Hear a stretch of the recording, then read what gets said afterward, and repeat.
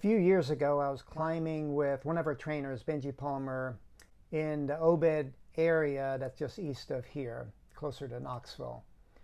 And he was climbing a route, wanting to red point it, called Rumors of War. This route was first put up, I think, in the early 90s, when it was just prior to the Iraq War, so there was rumors of war. So this is how the route got its name. And Benji was wanting to red point it. He was working toward the red point effort. Well, he kept falling by the second crux, which was near the top, and would get frustrated. And I was coaching him along getting his attention back on task. In other words, remaining curious what's going on. So frustration was happening because Benji was creating expectations about making progress that wasn't being met. Those expectations weren't being met.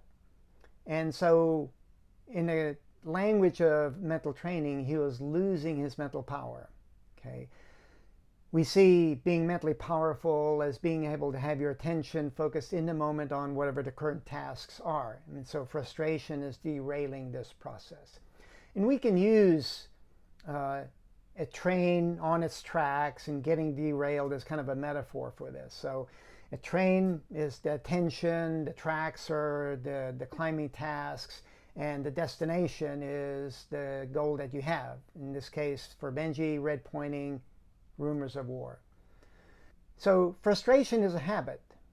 Frustration is a habit. It's like we've learned, habituated ourselves to being frustrated when things don't unfold the way we expect.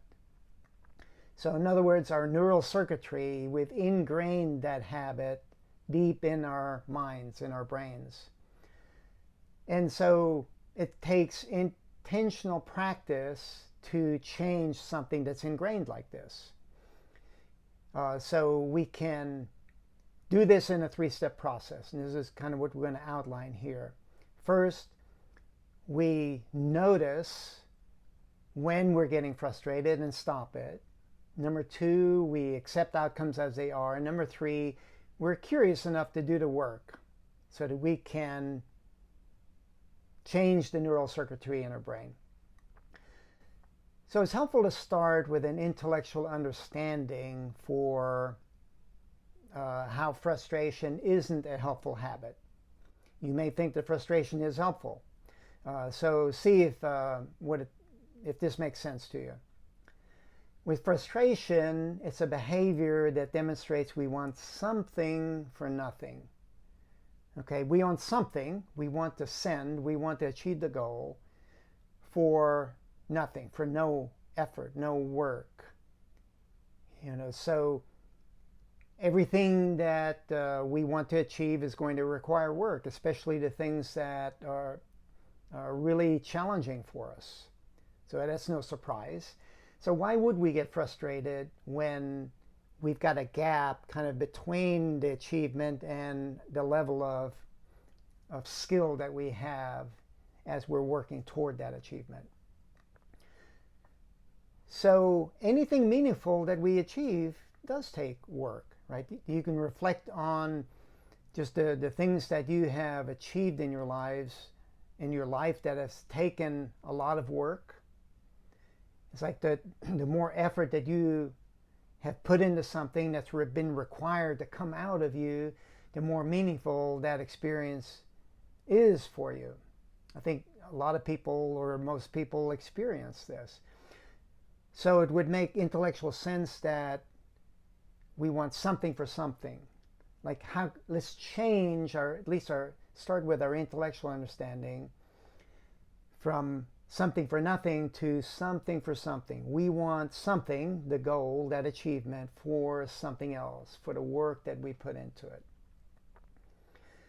But we can't stop with just intellectual understanding. We need to shift it toward experiential understanding. Why? Because we know something when we experience it, not before. We need to experience it, which means we change our neural circuitry so that then that becomes our default way of being. So this is what I was working with Benji. gave him this 3-step process. Notice when you're getting frustrated and stop. Accept whatever outcome you created, and then be curious by asking, why did I fall? So I was coaching Benji along these things, and one time he got into the second crux and fell, and he got frustrated, and he said, I'm okay. So there was a verbal acknowledgement to himself and to me that he noticed he got frustrated, and he stopped it. And then he shifted toward accepting the outcome and asking himself, okay, why did I fall? And he was able to notice various things about over gripping or rushing through the crux, which caused unnecessary tension, different things like this. And then on the effort where he did send, when he did make it, he made it through the second crux actually quite easily. And then he had success thoughts. He was relating this to me after he got down and we were debriefing the drill. He made it through that second crux, and he was having thoughts like, oh, I'm going to make it this time. And he noticed that distraction, that derailment of his attention, and got it back on what he actually needed to do. What tasks did he need to focus on to climb? Well, breathing and moving and staying relaxed and keeping eye focus on the holes, resting when he needed to. These are the tasks that make up climbing. You climb a little bit more, get a little closer to success, and you get another thought, oh, I'm going to make it this time. Notice and redirect it until he made it to the top and succeeded. So what he was doing, if we stay with the train metaphor, his train was getting derailed. He noticed and he got his train back on the tracks. His attention got derailed. He got his attention focused back on the task of climbing so that he could make his way as quickly as possible to the goal, to the destination. So you can practice this in the same 3-step process. Simply notice when you get frustrated and stop it. Accept the situations as they are, whatever outcome you created, and be willing to do the necessary work. Be curious. Just ask yourself, okay, why did I fall? And then see what comes up when you ask that question.